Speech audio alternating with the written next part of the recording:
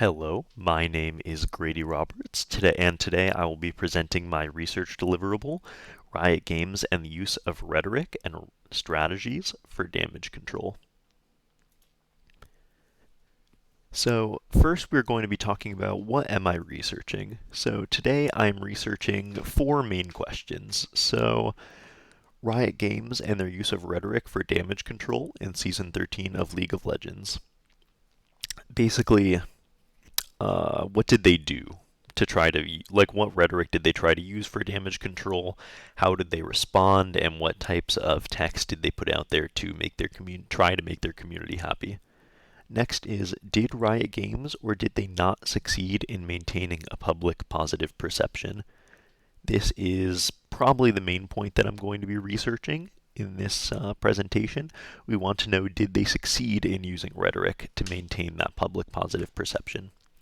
The third point that I want people to think about while we're going over this project is, did they succeed in maintaining a strong player base, do you think, after this presentation? But this is somewhere where people have room to expand on the study here. And finally, what could they have done to better maintain community perception and trust? This is kind of the same sort of things in did they or did they not succeed in maintaining a positive public perception, and how did they use damage control and rhetoric for this season 13, because obviously what they didn't do in relation to good damage control is what they could have done better. So let's move on to the next slide. Why is it important to study this topic?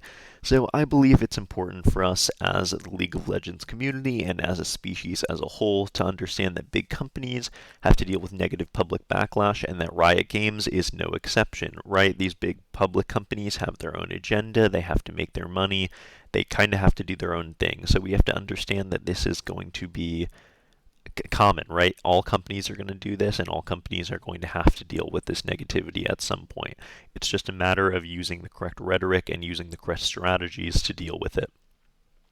This is an important discussion to have because I believe that the public should take a greater role in identifying propaganda and doing their own research. This kind of leads into, I think people should be more informed on what they're reading and what they're consuming, and take a more critical look at especially big companies, governments, news, stuff like that. And this all ties into the same thing. People should take a bigger part in being more aware and doing their own research when it comes to important topics.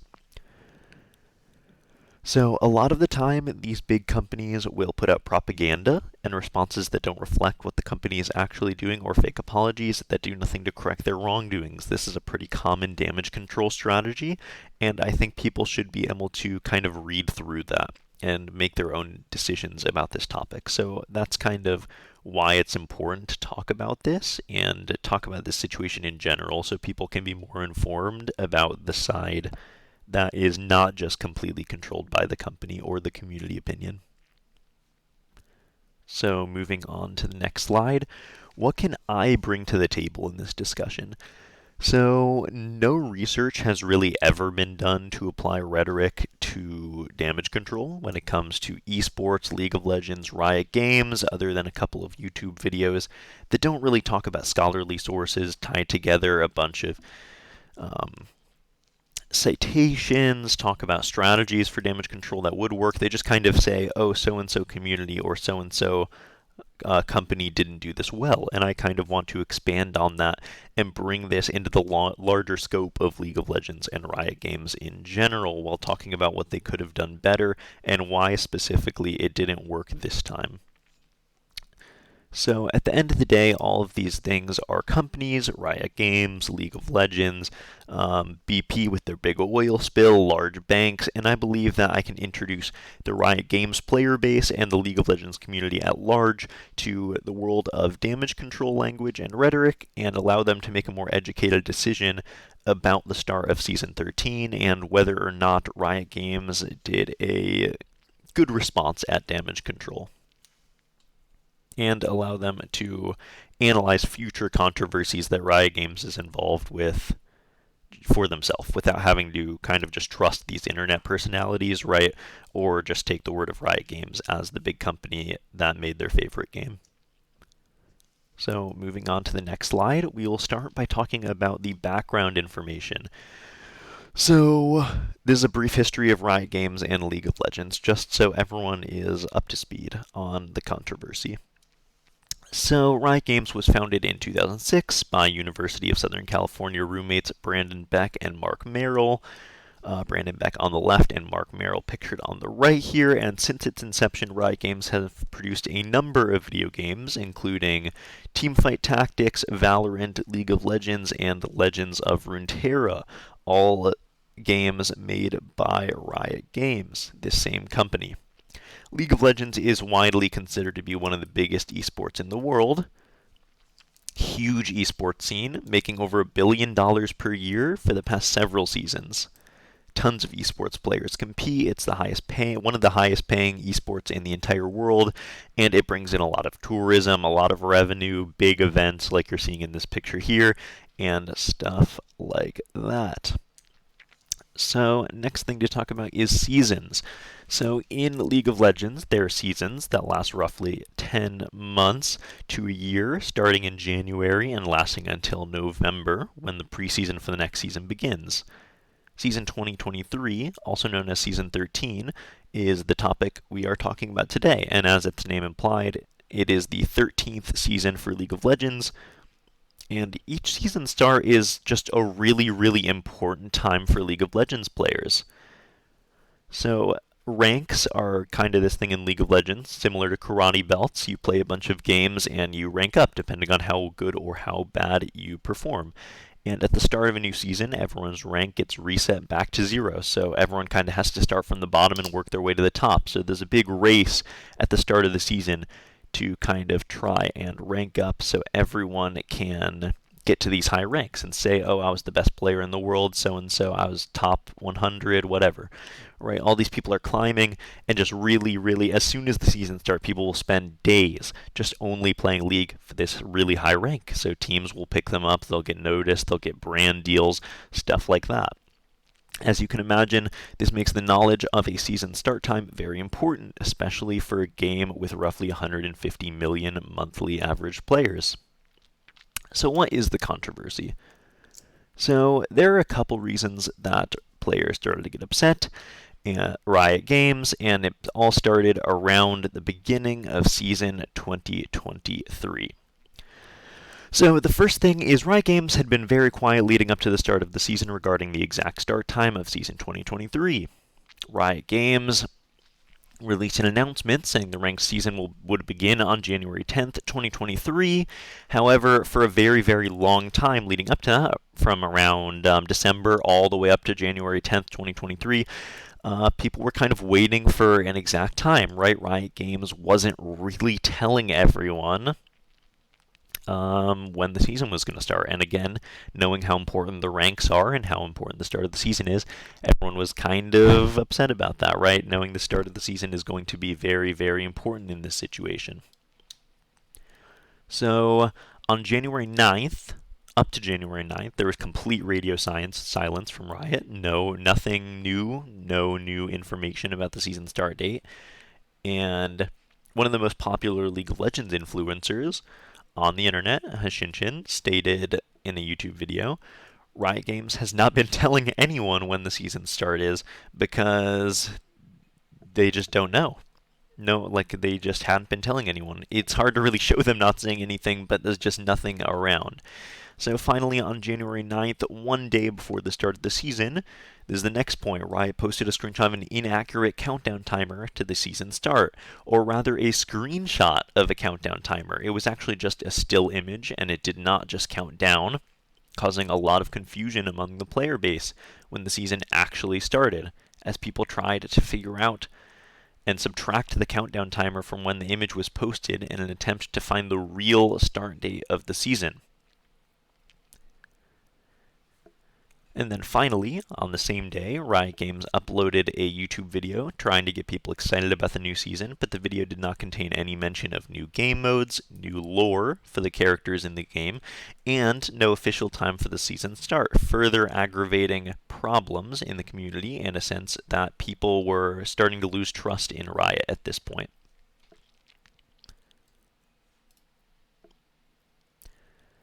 So, Riot Games at this point kind of put out sprinkles of information around. And at this point, you kind of get the sense that Riot is actually hiding important information, and that is also a big no-no when it comes to damage control. So, for example, this image was posted on January 10th, or on January 9th, my apologies. This post was posted on January 9th. You will see it in the bottom right of this slide, where they posted the start times for each region. So this was posted on the League of Legends dev team Twitter, which has around, you see in the bottom left, 89.2k followers. Not a small amount of followers, but again, for 150 million active player base, not a lot. If you look to the right of that, the main League of Legends Twitter has 5.2 million followers, many, many more than the League of Legends dev team Twitter. So why are they only putting this information out on the dev team Twitter? Also, kind of seems like they're just trying to hide this information for the community, or they're just very, very naive about what their community actually wants or where they should put this information. In game, there was also no mention of these start dates or times as listed in this post right here. The community was told at the top of this post it would start January 10th, but the season doesn't start on the 10th in any time zone and their local time, as you can see on that chart in the right. If you look at the local time, it's January 11th or 12th for every region. It's only January 10th compared to PST, which doesn't really make sense, because why would you compare Pacific Standard Time if you were in Japan or Korea, right? It doesn't really make a lot of sense.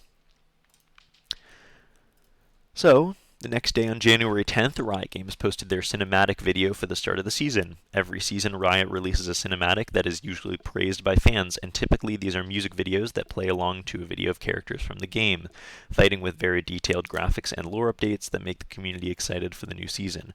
While some people think the game is good, it's widely agreed upon that Riot produces top quality cinematics, but this time it was very, very different. The cinematic was only 2 minutes long compared to the usual 4 to 5, and there were no characters from the game or new lyrics. Usually these songs are hype songs, right? EDM, pop songs that get people's blood pumping. This year it was very, very laid back, no new characters, and another popular League influencer, Necrit, posted a video the same day stating, "Every year we get a new big cinematic, and this year we got nothing after a year where League got nothing. People do not have a lot of trust in Riot right now." And genuinely, right, these are big influencers. They have very big influence over the community, but also as a League of Legends player myself, I will say that this was generally how the community was feeling beforehand. So this was a huge blow to the community, as a lot of people thought no matter how many mistakes Riot made with the actual game or the start date of the season, they wouldn't mess up a cinematic this badly, as they had consistently released very popular cinematics and videos for the past many seasons, and the lack of communication of the start date was very, very shocking up until this point. So, now that we know the controversy and why the community was so negative, what strategies are effective at damage control? So, these are all the main bullet points from several scholarly articles that are cited in my Works Cited page at the end. These are the main overarching strategies that are effective at damage control. And what, like rhetorical strategies, what you should do, what text you should put out to kind of calm the community. So the first one is muting negative commenters, right? Getting rid of those people who are just putting all this negativity and negative comments on your post is one big strategy that especially a lot of political teams use. I personally don't think this would have worked for Riot Games, and the reason for that is because there's just so many places to post, right? You delete a post on Instagram, there's more on Twitter. You delete it on Twitter, someone makes a YouTube video that you can't delete. You delete it on YouTube, it's on another social media, right? There's just so much public area to post and talk now that that's not really a valid option for this case, especially with the game so large. The second is searching the web to address negative consumer feedback. And this is also a very good strategy, right? They're searching, like looking around for negative community feedback, having someone respond to them, kind of ease concerns, talk about the exciting things that are happening, respond to these people, just giving them a face, right, to talk to about this stuff. And then next is deciding on a proactive versus reactive response. Do you want to kind of try to put out information ahead of time, or do you want to respond to what is happening? you shouldn't really try to switch between the two very much because it kind of creates confusion and an air of mistrust. Next is assembling a team that specializes in handling corporate crisis. So this is kind of, most companies have a damage control unit or a group of people who will specifically protect the company's brand, protect their interests, talk to people when there's community negativity, and kind of decide the best way to go about this. The next is minimizing prospects for cover-up allegations, right? You don't want people to say, oh, you're kind of shifting the topic or shifting the blame away from yourselves, and just kind of, they want you to be honest, right? They don't want it to look like you're just covering things up. The next is avoiding new violations while handling smaller issues. The main thing for this is you don't want to keep stacking stuff up and up and up and up and just have this mountain of things you need to get through, because at that point you're kind of already sunk. And I believe this was a big issue for Riot Games. And finally, it is address the community in an easy to reach way. And so this is just kind of about accessibility, right? Making sure that people understand, people see your responses and understand your responses, and people can interact with them in an easy to understand way. So on to the next slide. This is my analysis of all of the information, much of which you will see on the screen, including community reaction and Riot Games post. Did they do it? Did they succeed in damage control? How did they do? And of course you can see it on the screen. Yeah, they messed up. So let's talk about each of these damage control strategies and what they did. Muting and negative commenters. So Riot Games did not do that. Hats off to them. I think that this was a very good strategy. I think it would have just enraged the community more if they found out people were being quote-unquote censored. So I'm very happy with how they responded to that. Next, searching the web to address consumer negative feedback. So this was a big point of contention.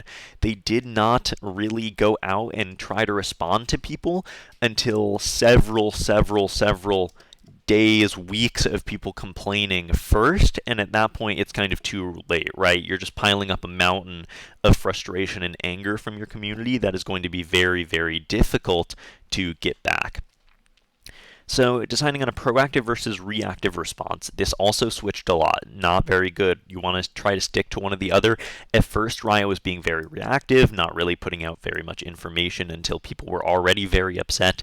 And then all of a sudden, once people were super upset, they started putting out a ton of posts, and that kind of comes across as disingenuous, right? Because they didn't really care and they were being very reactive at first when people weren't that upset or were just finding out about this information. But then when the community was outraged, they kind of started putting out a ton of stuff to try to make the community feel better. And again, that just comes across as very disingenuous. So next is assembling a team that specializes in handling corporate crises. So in the bottom middle, you'll see these two people responding to the video. They were in charge of managing this and kind of reaching out to the community. There's Riot Brightmoon and Riot Meddler, and they're both on behalf of the League team. So this is not a specialized group of people that have a ton of experience with damage control. These are developers, people who are in charge of making gameplay decisions over at Riot Games, so probably not the best group of people that you could talk about damage control. I think it might have helped because they are public faces, right? They're not just obviously this corporate team of people trying to cover up this damage, so maybe it's a little bit more relatable, but at the same time they didn't necessarily have the experience needed to properly handle this situation. Next, minimizing prospects for cover-up allegations. So in the top left, you will see about 10 days after the start of the season, Riot Games released several posts saying that due to a social engineering attack, they lost a lot of they lost a lot of communication, and systems in the development environment were compromised, and this set them back. You can see in the bottom, Riot Games said, unfortunately, this has temporarily affected our ability to release content, and they're working on a fix, and we expect this to impact our patch, which is basically a game update. And this violates that rule that we were just talking about, minimizing prospects for cover-up. The timing of this is just unbelievable, right? Riot Games rarely, if ever, has these huge social engineering attacks, hacks, stuff like that. And again, the timing between the start of this season and this attack makes it seem outwardly to the community like a cover-up, and it's very easy for the community to get upset about this. Next is avoiding new violation while handling smaller ones.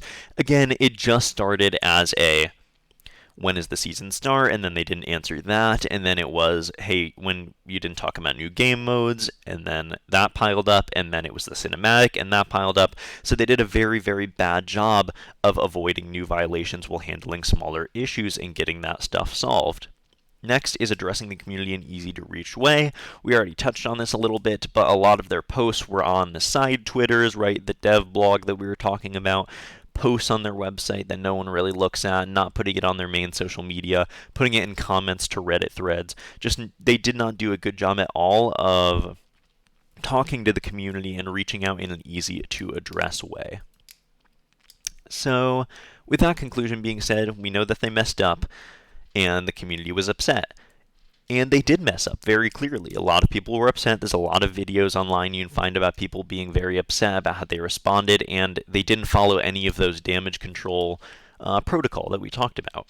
So now let's talk about limitations and expansions. So in my study, I did not do any interviews or human subject testing. I just used all the information from online, and I am a League of Legends player. So it is possible that there is some slight bias as a League of Legends player that I might hold the situation slightly against Riot Games.